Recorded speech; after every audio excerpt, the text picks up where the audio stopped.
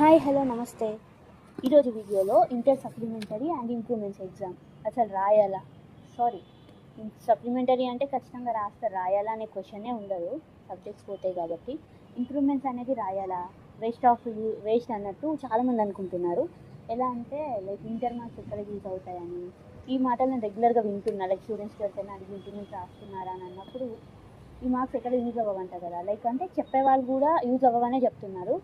So the main thing వచ్చి ఒకప్పుడు మనకి ఎంసెట్లో వెయిటేజ్ ఉండే ఇంటర్మీడియట్ మార్క్స్ ఐటీ మార్క్స్ కూడా, బట్ ఇప్పుడు అవి లేదు కాబట్టి చాలామంది లైట్గా తీసుకుంటున్నారు. బట్ మెయిన్ విషయానికి వస్తే చెప్తా ఏంటంటే, ఇప్పుడు ఇంటర్మీడియట్లో ఎంపీసీ తీసుకున్నా బైపీసీ తీసుకున్నా వాట్ ఎవర్ ఏం తీసుకున్నా కూడా ఏమవుతుందంటే వాళ్ళు ఖచ్చితంగా ఎంపీసీ తీసుకున్న బీటెకే చేయాలి, బైపీసీ తీసుకున్న డాక్టరే అవ్వాలి. ఇట్స్ నాట్ పాసిబుల్ కదా.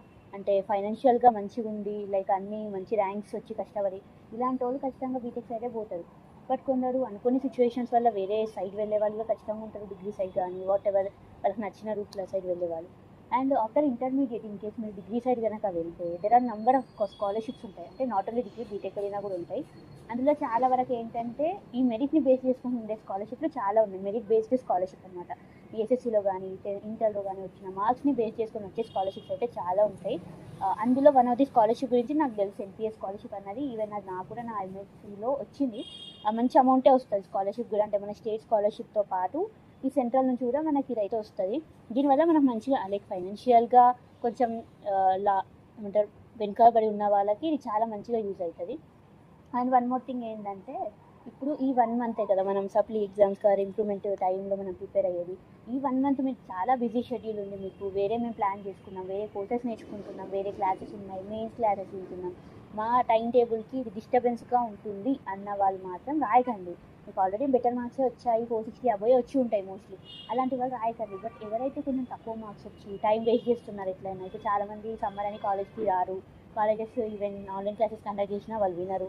సో అలాంటి వాళ్ళు ఏంటంటే ఈ 1 మంత్ టైం మీరు ఎలాగో ఖాళీగానే ఉంటారు కాబట్టి ఆ టైంలో మీరు ఇంప్రూవ్మెంట్కి ప్రిపేర్ అయితే వచ్చే నష్టం ఏం లేదు. ఎందుకంటే స్పెషల్లీ మన మ్యాథ్స్ ఇంప్రూవ్మెంట్ రాసామనుకోండి, ఎంసెట్లో మనకు మ్యాథ్స్ ఉంటుంది. మీరు ఇంప్రూవ్మెంట్కి ప్రిపేర్ అయినప్పుడు ఖచ్చితంగా ఇంకోసారి మీరు రివైజ్ చేస్తూ ఉంటారు సబ్జెక్ట్ అంతా. ఆటోమేటిక్గా ఫర్దర్గా మీకు నెక్స్ట్ ఎగ్జామ్స్లలో అది యూజ్ అవుతుంది.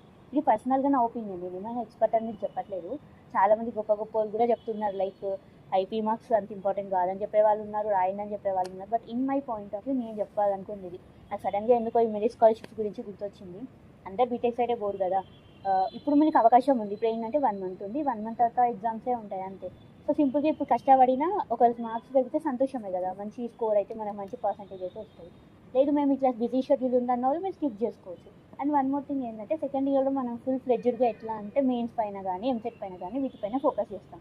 సమ్ టైమ్స్ అప్పుడు మనం మంచి మార్క్స్ తెచ్చుకుందామన్నా ఐపీలో మేబీ వస్తే తక్కువ రావచ్చు, ఎక్కువ రావచ్చు, వాట్ ఎవర్ ఏదైనా జరగవచ్చు. అలాంటప్పుడు అప్పుడు మనం రిగ్రెట్ ఫీల్ అయినా అప్పుడు మనకి ఇంప్రూవ్మెంట్స్కి చాయిస్ అయితే అస్సలు ఉండదు.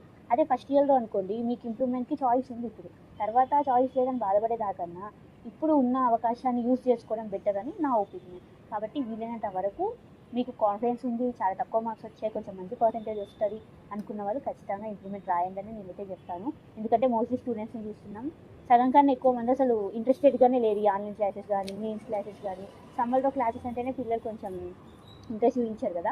అదే ఐపీ అనుకొని మార్క్స్ ఇంక్రీజ్ అవుతాయని, మార్క్స్ తక్కువ వచ్చినాయని అది వేరే ఉంటుంది. కాబట్టి మోస్ట్లీ అలా ప్రిపేర్ అవ్వాలి అనుకున్న వాళ్ళు ఖచ్చితంగా ప్రిపేర్ అవ్వండి. మ్యాథ్స్, ఫిజిక్స్, కెమిస్ట్రీ అని చదవడం వల్ల వచ్చే నష్టం ఏం లేదు, మీకు ఫర్దర్గా అయినా యూజ్ అవుతాయి. లాంగ్వేజెస్ విషయానికి వస్తే లాంగ్వేజెస్ రాయాలా అంటున్నారు. ఫర్దర్ లాంగ్వేజెస్ కోసమే కనుక మనం ఆలోచిస్తే అది కొంచెం మార్క్స్ ఇంప్రూవ్ కావడానికి మనకు బాగా హెల్ప్ అవుతుంది లాంగ్వేజ్ అయితే. వన్ మోర్ థింగ్ కూడా ఇక్కడనే క్లియర్ చేస్తాను, మళ్ళీ వీడియో అయింది దీని గురించి. కానీ అయితే మనకి ఇంప్రూవ్మెంట్ రాసినప్పుడు లాంగ్వేజెస్ రాస్తాం కదా, నార్మల్గా లాంగ్వేజెస్ కానీ వేరే సబ్జెక్ట్స్ కానీ ఏది రాసినా కూడా మార్క్స్ పెరుగుతాయని అయితే చాలామంది అనుకుంటున్నారు. చాలామంది అంటే కొందరు డౌట్ ఉంది. ఖచ్చితంగా మార్క్స్ పెరిగితే మనం మంచిగా రాస్తే. ఎగ్జాంపుల్ మీకు ఎట్లా చెప్పాలి నేను, లైక్ ఓకే నన్ను ఎగ్జాంపుల్గా తీసుకున్నాను. నేను నా ఫస్ట్ ఇయర్లో ఉన్నప్పుడు ఓకే మరీ హై టాపర్ని కాదు, మరీ లోఫర్ని కాదులే, కానీ ఒక మిడిల్ బాగానే మార్క్స్ వచ్చినాయి అనుకోండి, 440 అబవ్ మార్క్స్ వచ్చినాయి అనుకోండి. సో అప్పుడు ఏం చేస్తామంటే ఇంప్రూవ్మెంట్ ఎలా అంటే ఆ టైంలో ఇంప్రూవ్మెంట్ రాసి ఐపీ మార్క్స్తో ఏదైనా చేసేయచ్చు అన్న ఆలోచన నాదనమాట. అప్పుడు మెయిన్స్ గురించి ఈవెన్ ఎంసెట్ గురించి కూడా అంత ఐడియా లేదు, తక్కువే ఉండడం కూడా. ఎంసెట్ ఉందిలే బట్ నా వరకు అయితే అది రాలేదు అంత సీరియస్గా. సో అప్పుడు ఏం చేసామంటే ఐపీఏ మంచి స్కోర్ చేద్దాం అనుకుంటాం కదా ఎవరైనా. సో అలా ఐపీలో తక్కువ వచ్చే వరకు నేను 3 సబ్జెక్ట్స్ రాసిన, 3 సబ్జెక్ట్స్లో కూడా మార్క్స్ పెరిగినాయి. అండ్ వన్ మోర్ థింగ్ ఏంటంటే, ఇంగ్లీష్లో అప్పుడు 100 మార్క్స్ ఉండేది, 20 ప్రాక్టికల్ అండ్ 80 మార్క్స్ ఎగ్జామ్కి ఉంది కదా.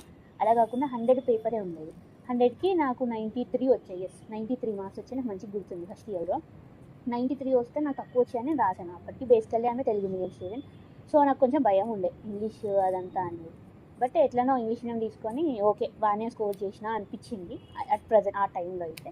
తర్వాత మనకు 93 మార్క్స్ వచ్చినాయి. ఆఫ్టర్ ఇంప్రూవ్మెంట్ నాకు 94 వచ్చినాయి. చూసిన 1 మార్క్ డిఫరెన్స్ కానీ అనిపించింది లైక్ రాసినందుకు అట్లీస్ట్ 1 మార్క్ పెరిగింది కదా అని. Okay I'm happy. అండ్ ఈ రిమైనింగ్ సబ్జెక్ట్స్లలో ఓకే నేను ఫిజిక్స్ కెమిస్ట్రీ రాసిన అనుకుంటా. రిమైనింగ్ నాకు ఎగ్జాక్ట్ ఎంత వచ్చిందో గుర్తులేదు కానీ అందులో కూడా నేను ఎక్స్పెక్ట్ చేసిన దానికి టోటలీ నాకు ఒక 10 మార్క్స్ అయితే పెరిగింది. నా దగ్గర ముందు వచ్చిన మార్క్స్ కంటే ఒక 10 మార్క్స్ అయితే పెరిగింది. సో అట్లా అనమాట. మీకు రాయాలని ఇంట్రెస్ట్ ఉంది, ఓపిక ఉంది, టైం ఉంటే ఖచ్చితంగా రాయండి. ఎందుకు ఈ 1 మంత్ వేస్ట్ చేయడం? ఈ 1 మంత్లో మనం టైం వేస్ట్ చేసేది ఏం లేదు. అదే మార్క్స్ ఉంటే మార్క్స్ మెమోలో అన్న ఉంటుంది కదా. చాలామంది అంటారు, చాలామంది ఎందుకు ఈవెన్ నేనే అంటాను degree is a piece of paper అని అనుకుంటాం. ఇన్ని మార్క్స్ వచ్చి మేము ఏం చేస్తున్నామని కూడా అనుకోవచ్చు.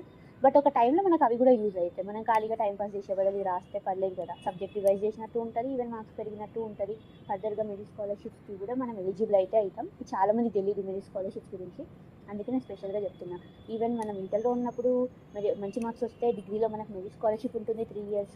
ఈవెన్ డిగ్రీలో అంటే డిగ్రీ అంటే బీటెక్ కావచ్చు, బీఎస్సీ కావచ్చు, అందులో మంచిగా స్కోర్ చేసినప్పుడు 10th ఇంటర్ డిగ్రీని బేస్ చేసుకొని మనకి ఎంఎస్సీలో కూడా మంచి మెరీ స్కాలర్షిప్ అయితే ఉంటుంది. ఈ స్కాలర్షిప్ ఎంత ఉంటుందంటే సెంట్రల్ నుంచి వచ్చే స్కాలర్షిప్లు ఖచ్చితంగా మనం ఎక్స్పెక్ట్ చేసిన దానికన్నా హై అమౌంటే ఉంటాయి. అంటే లైక్ స్టేట్ నుంచి వచ్చేటట్టు 10,000-15,000 కాకుండా మంచి అమౌంట్ అయితే ఉంటుంది. ఫర్దర్గా నేను స్కాలర్షిప్ గురించి అయితే మీకు చెప్తాను. బట్ ప్రజెంట్ అనేది ఈ ఇంప్రూవ్మెంట్ రాయలా వద్దన్న వాళ్ళకైతే డౌట్ క్లియర్ అయిందని నేను అనుకుంటున్నాను. ఇకపై మీ ఇష్టం. Okay, thank you, bye.